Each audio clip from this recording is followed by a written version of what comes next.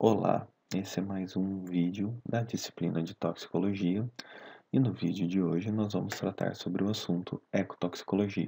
A ecotoxicologia compreende a caracterização, a compreensão e o prognóstico dos efeitos deletérios de substâncias de origem antropogênica no meio ambiente. Não compreende as substâncias de origem natural, porque consideramos que elas estão em perfeito equilíbrio com o ambiente. Busca avaliar as medidas necessárias para prevenir, conter e tratar os efeitos danosos causados por essas substâncias. Os principais poluentes de origem antropogênica que são encontrados e são os principais alvos de estudo da ecotoxicologia são os defensivos agrícolas, medicamentos, metais, polímeros e substâncias radioativas. Para entendermos um pouco melhor a ecotoxicologia, nós precisamos entender a toxicocinética do meio ambiente. O comportamento e destino das substâncias químicas no meio ambiente, ele se dá de forma muito parecida com aquilo que ocorre num organismo vivo. Nós sabemos que quando um determinado contaminante ele chega ao ambiente, ele precisa de alguma forma ser absorvido por esse ambiente. Uma vez que ele foi absorvido, ele pode sofrer processos de distribuição, bioacumulação e biomagnificação. Após esses processos, também pode ocorrer aquilo que nós chamamos de biotransformação e biodegradação. Quando nós falamos em distribuição, nós estamos falando a concentração e a localização final de um determinado poluente, uma mistura de poluentes e seus derivados nos organismos e ambientes externos após a sua emissão. Então, esse é o conceito de distribuição em ecotoxicologia. A distribuição é uma etapa muito importante dentro da ecotoxicologia, pois os poluentes e seus derivados vão nos mostrar aonde eles vão se alojar. A bioacumulação está relacionada ao local de maior acúmulo da substância em relação à eliminação de organismos vivos. Está diretamente relacionada à via de absorção desse organismo vivo e depende da velocidade de absorção por taxa de eliminação da substância por esse organismo. A bioconcentração é o termo que nós utilizamos quando a bioacumulação ocorre de forma direta, ou seja, através do ambiente que envolve os organismos. Exemplo: o toxicante na água passando pelas brânquias de um peixe. A biomagnificação ocorre quando o acúmulo do xenobiótico se dá de forma indireta, ou seja, através de alimentação, de nível trófico em nível trófico de uma cadeia alimentar. O contaminante vai se acumulando em todos os indivíduos dessa cadeia alimentar, e quanto maior for o nível trófico daquele organismo na cadeia alimentar, maior será a bioacumulação. Os mecanismos de biotransformação e degradação molecular de ambientes são vários e podem ocorrer de várias formas. Da mesma forma que os seres humanos fazem biotransformação de substâncias através de seus sistemas enzimáticos, os poluentes são biotransformados pelas várias espécies presentes no ambiente.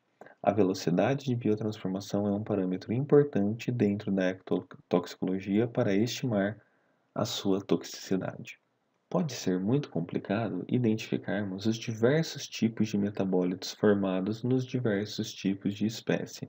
Cada espécie tem seu próprio sistema enzimático, e o seu próprio sistema enzimático ele pode ter ações diferenciais em relação aos sistemas enzimáticos de outras espécies. Isso pode gerar uma quantidade muito grande de metabólitos diferentes com ou sem atividade tóxica para o meio ambiente. Assim, a toxicidade pode variar consideravelmente entre as diversas espécies. Uma espécie desprovida de uma determinada enzima responsável por biotransformar um agente tóxico em algo inerte pode sofrer maior toxicidade. Ou uma espécie provida de uma determinada enzima que converte aquele agente tóxico em um metabólito ainda mais tóxico pode sofrer uma toxicidade talvez maior. Depende muito das relações entre as espécies e o seu sistema metabólico. Nós sabemos que os organismos eles respondem bioquimicamente e fisiologicamente aos poluentes E esses poluentes podem ter efeitos sobre as populações, comunidades e ecossistema. A capacidade intrínseca de resposta aos poluentes é uma característica de todos os seres vivos para a manutenção dos seus processos vitais. Os organismos respondem ao estresse produzido pelo ambiente para se defenderem. Podem tentar prevenir ou diminuir a interação de sítios celulares com o toxicante, ou também podem tentar se recuperar do dano causado pelo toxicante. As respostas celulares facilitam a identificação de toxicidade específica, podendo ser utilizadas como sensores no diagnóstico ambiental. As respostas que ocorrem em nível celular podem resultar em alterações nas populações, comunidades e ecossistemas. A microevolução é um fenômeno onde, devido à contaminação, podem ocorrer erros nas células somáticas ou nos gametas, causando mutações ou carcinogênese. Também podem ocorrer o aparecimento de vias metabólicas alternativas para garantir a adaptação ao poluente. Essas alterações podem resultar em alterações na quantidade de indivíduos em uma determinada população, em uma determinada comunidade ou em um ecossistema. Algumas influências causadas por humanos podem resultar em alterações nos ecossistemas, como a poluição aquática, onde pode ocorrer diminuição de determinadas espécies e aumento de outras. Sabemos que os seres humanos podem influenciar de forma muito drástica os ecossistemas de forma a alterá-los. Entre os eventos que os seres humanos causam ao ambiente, que merecem destaque, são a poluição aquática, onde pode ocorrer aumento de determinadas espécies e diminuições de outras, a poluição atmosférica, que da mesma forma que a poluição aquática pode levar à morte de algumas espécies e ao aumento de outras, mas também não só pela contaminação direta, como também pela camuflagem de algumas espécies e exposição de outras. Mudanças no relevo podem levar a alterações no habitat desses seres vivos. Mudanças quantitativas e qualitativas de espécies pela exposição a determinados poluentes. Algumas espécies podem vir a morrer em função daquela exposição, enquanto outras podem ter a sua população aumentada. Mudanças qualitativas e quantitativas de espécies pela exposição ao extrativismo. Extrativismo de determinadas espécies também pode levar à diminuição delas no ambiente. Entre as respostas bioquímicas e fisiológicas, nós ainda também podemos destacar aquelas que ocorrem em função do tempo. Nós sabemos que os efeitos podem ser agudos ou crônicos. Nos efeitos agudos, nós temos uma grande mortalidade de indivíduos em um período curto de tempo devido a uma exposição muito alta por aquela substância. E nos efeitos crônicos, nós temos uma mortalidade lenta, porém gradual, que pode levar à extinção completa da espécie em função de um contaminante constante naquela região. Se não houver uma mortalidade muito alta, também há o risco de uma diminuição muito grande no número de indivíduos, seja por efeitos sobre a reprodução ou sobre o comportamento sexual dessas espécies. Quais são os critérios avaliados em ecotoxicologia?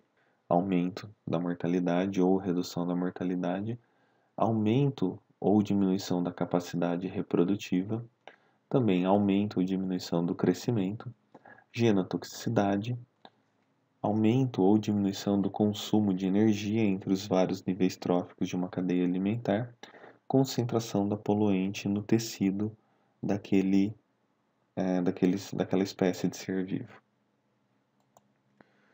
Alguns biomarcadores de ambientes poluídos podem ser utilizados para verificarmos a contaminação ambiental. Os biomarcadores são definidos como uma resposta biológica a um ou vários compostos químicos que podem fornecer dados sobre a exposição ou os efeitos tóxicos. Deve haver correlação entre a resposta do toxicante e o organismo para a escolha dos biomarcadores. Alguns exemplos de biomarcadores que nós podemos elencar aqui são a inibição da acetilcolinesterase por praguicidas em espécies animais, a indução de metalotioninas por metais em peixes, a indução de enzimas por dioxinas em peixe, A inibição da alanida de transferase por chumbo em peixes, indução de vitelogenina por substâncias estrogênicas em peixes jovens machos. A maior parte dos exemplos acaba sendo em peixe porque os biomarcadores em água são já muito bem estabelecidos há bastante tempo. Como deve ser feito o gerenciamento dos resíduos tóxicos para que não haja uma contaminação excessiva ao meio ambiente? Levando em consideração que sempre poderá haver alguma contaminação, mas se houver um gerenciamento adequado, essa contaminação pode ser facilmente diminuída. Nós temos a normativa da Associação Brasileira de Normas e Técnicas 10.004 que classifica os resíduos em função de parâmetros como resultado dos ensaios de lixiviação, natureza e concentração do resíduo tóxico, potencial de migração para o meio ambiente, persistência e potencial de degradação para constituintes não perigosos, potencial de bioacumulação, tipo de efeito nocivo, teratogenicidade, carcinogenicidade, efeito ecotóxico, parâmetros de dose ou concentração letal. Deste modo, as substâncias devem ser separadas dessa forma. Alguns compostos requerem maior atenção quanto aos seus resíduos, entre eles os inseticidas organoclorados, que ainda são muito utilizados em algumas regiões aqui no Brasil, as bifenilas policloradas, os hidrocarbonetos aromáticos policíclicos e os metais pesados. Na próxima aula, vamos continuar abordando os temas relacionados à toxicologia ambiental. Legal este conteúdo? Se você gostou, dá um curtir e se inscreve no nosso canal. Muito obrigado por assistir a esse vídeo e até mais.